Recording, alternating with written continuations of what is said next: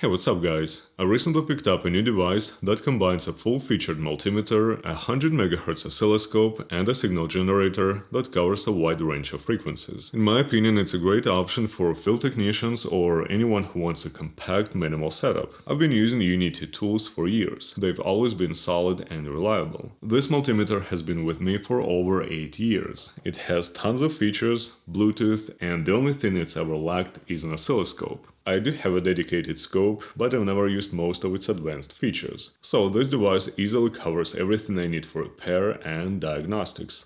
I just wish it had the same build quality as my old multimeter, but we'll get to the cons later. So the meter comes in a bag like this. Inside you'll find a pair of standard probes, a signal generator cable, test leads, USB-C cable, charger, and the manual. The device is compact but feels solid and heavy. On top you've got BNC ports for 2 oscilloscope channels and 1 for the generator output. Here's the USB-C port for power, charging, and PC communication, and next to it is a 1 kHz square wave output for probe calibration. The device boots up quickly and remembers the last used mode. Mine came in Chinese, but switching languages is easy. Just press System, then F2, and use F1 to cycle through the options.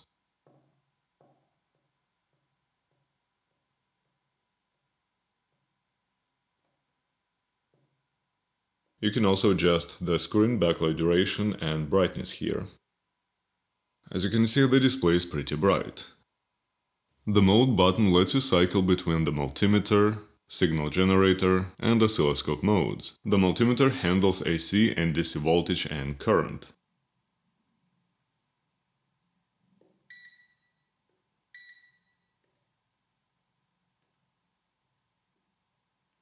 As you can see in manual mode, it reads faster. Resistance takes a lot longer.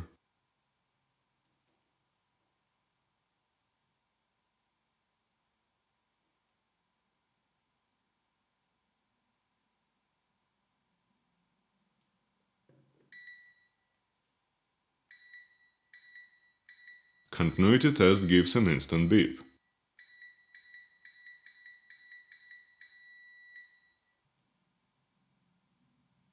Diode, good, and capacitance, yeah, pretty fast.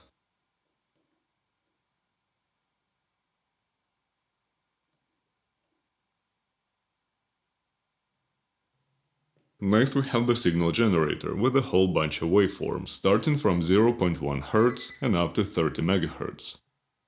For example, you can use it for audio amplifier diagnostics and adjustments, as well as for fine-tuning radio circuits.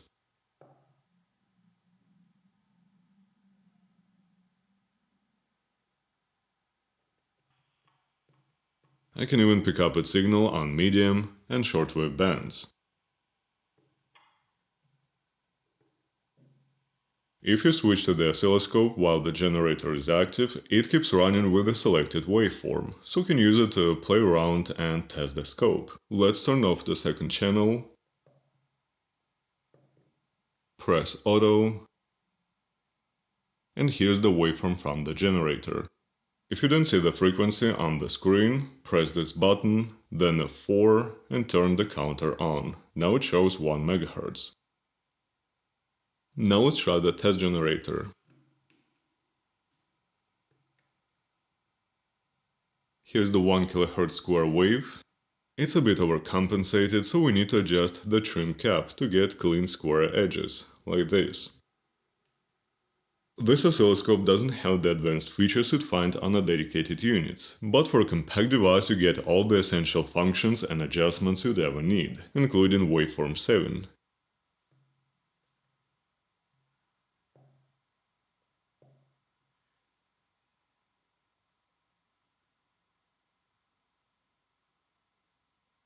So let's move on to the cons. First and foremost, plastic BNCs. Really? These two little bumps that lock the connector will wear out in no time.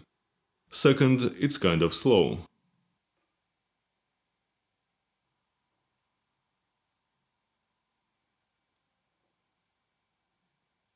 The buttons also feel weird and stiff.